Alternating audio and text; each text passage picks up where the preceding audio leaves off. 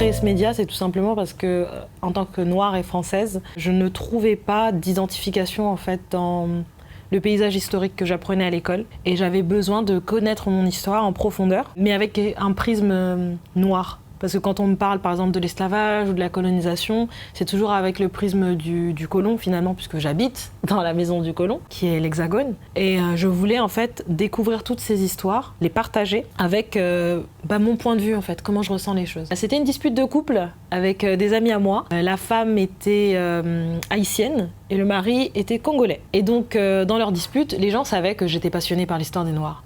Donc le mari se moquait de sa femme, il disait oui mais chez vous il n'y a rien à manger, enfin bref le cliché un peu bête sur Haïti.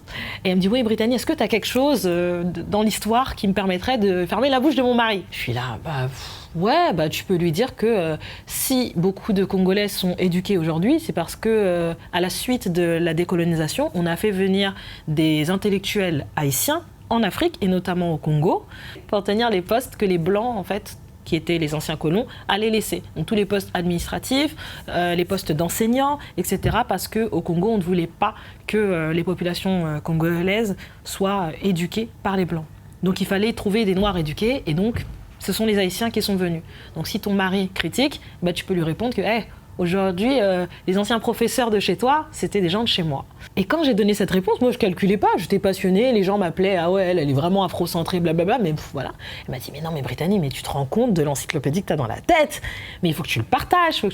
Et c'est vrai que là, ça a été le point de convergence où je me suis dit, soit je garde ces informations pour moi, et au final, c'est dommage en fait, parce que j'aime les partager, soit j'en fais quelque chose.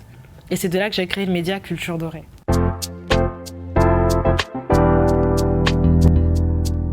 Alors c'est vrai que je suis d'origine congolaise. Ma grand-mère maternelle, elle descend de la Nubie, mais à cause de la traite orientale, ils ont fui. Donc il y a toujours cette quête identitaire qui a fait partie de mon parcours en fait, lorsque j'ai grandi. Et la chose, c'est que, étant plus jeune, les deux Congos ne s'aimaient pas. Donc quand je disais aux gens que j'étais originaire des deux Congos, et d'ailleurs aujourd'hui ça se voit encore quand je fais des vidéos sur TikTok et que je parle des deux Congos, je me mange toutes les foudres du monde, je me fais insulter comme jamais parce que c'est un mélange qui n'est pas encore totalement accepté à cause de l'histoire. Et la chose, c'est qu'en grandissant, je sais pas pourquoi, je crois que ma tête c'est un passeport ou j'en sais rien, mais on m'a très souvent prise pour une Caribéenne, plus que pour une Congolaise. Et comme quand j'étais avec les Congolais, il fallait toujours faire un choix et que malheureusement on me reconnaissait pas forcément, très vite je me suis entourée de personnes qui pensaient que j'étais comme elles, donc des Caribéens et Caribéennes, qui m'ont tout de suite adoptée en fait. Et donc j'ai grandi et j'ai baigné dans les cultures caribéennes, principalement Guadeloupe, mais aussi un peu Haïti. Et donc j'ai baigné dedans et quand les gens commençaient à me parler un créole un peu trop fort, je dis mais je comprends pas. Comment ça tu comprends pas? Mais t'es pas antillaise? Non, je suis pas du tout antillaise. Mais attends, mais moi je croyais, ok, t'es guyanaise. Non, je suis pas. La Réunion? On voulait absolument pas me mettre sur la terre-mère, le continent, le tout, même si la Réunion est aussi en Afrique, je le précise. Et en fait, même quand les gens apprenaient que j'étais pas forcément caribéenne ou des Outre-mer, parce que je respectais la culture, on me prenait comme si j'étais famille. Et donc, très rapidement, t'as l'amour. Pour moi, c'est ma famille aussi. L'Afrique, c'est chez moi, la Caraïbe, c'est aussi chez moi. Et donc, très vite, il y a ce lien. Et mes voyages vers la Caraïbe aussi qui ont joué. Et cette connexion que j'ai eue quand je suis arrivée en Guadeloupe, voilà.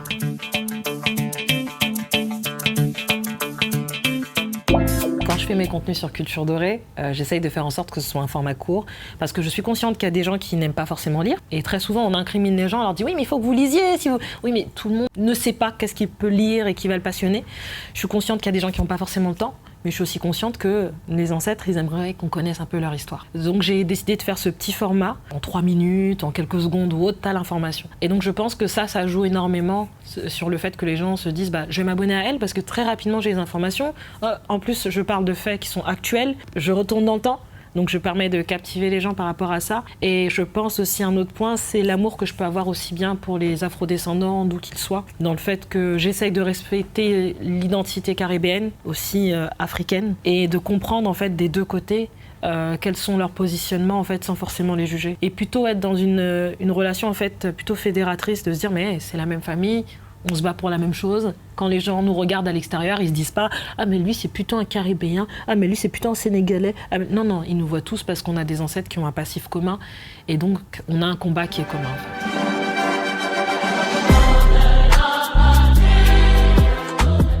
Ah, c'est la bonne question.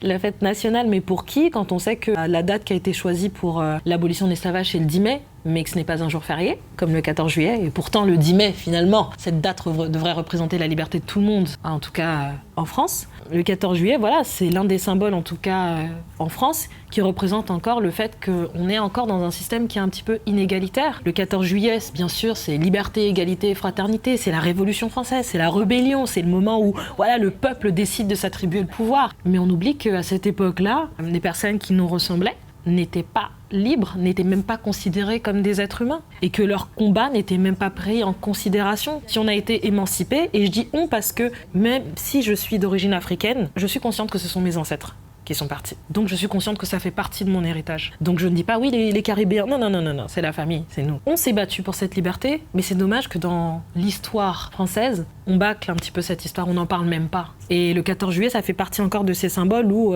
on nie cette histoire, même à la télévision, on va dire oui, c'est la liberté, c'est nanana, allez, venez voir les feux d'artifice, on célèbre notre pays, etc. Ok, mais est-ce qu'on peut parler aussi des problématiques qu'il y a eu ? C'est comme quand on parle de ce qui s'est passé en Allemagne nazie, on parle de la Seconde Guerre mondiale, mais en même temps, on parle aussi des aspects négatifs de la Seconde Guerre mondiale. Mais on ne parle pas des Noirs qui ont participé à cette Seconde Guerre mondiale et qui ont participé aussi, entre guillemets, à cette histoire négative. Et quand je dis qu'ils ont participé, c'est pas eux qui étaient aux commandes. Ce que je veux dire, c'est que y avait des Noirs aussi. Quand on parle de la Shoah, il y avait aussi des Noirs. Mais peu de gens connaissent cette histoire.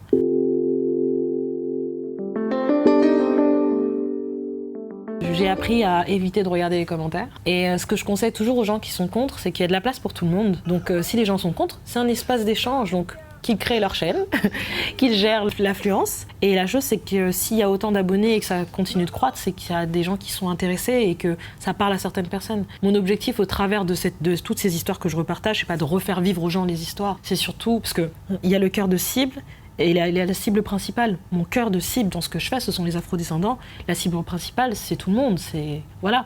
Mais ce que je veux au travers de mon contenu, c'est surtout revaloriser l'estime des afrodescendants. Qu'on arrête de se sentir comme étant juste des pièces rapportées, des gens qu'il faut aider, des gens qui... Non, et qu'on puisse se dire, moi aussi c'est légitime en fait. J'ai participé. Là, j'avais fait une vidéo, c'était 24 heures sans les inventions noires. Et c'était vachement intéressant, même pour moi, quand j'ai tourné la vidéo, de me dire, punaise, mais en fait, Brittany, t'as pas de lumière. Tu vois, des trucs tout bêtes. Je me dis, punaise, mais Brittany, en fait, y a pas ci, y a pas ça, tu peux pas changer de chaîne. Et je me disais, purée, mais en fait, je sers à quelque chose. Et c'est ça, en fait, au travers de tout mon contenu, l'objectif, c'est ça. Donc, qu'il y ait des haters, c'est pas grave, tant mieux. Ça veut dire que ce que je dis dérange et que ça travaille. Mais le plus important pour moi, c'est qu'il y ait des gens qui arrivent à se redonner de l'estime et qu'il y ait une transmission sur les générations qui arrivent.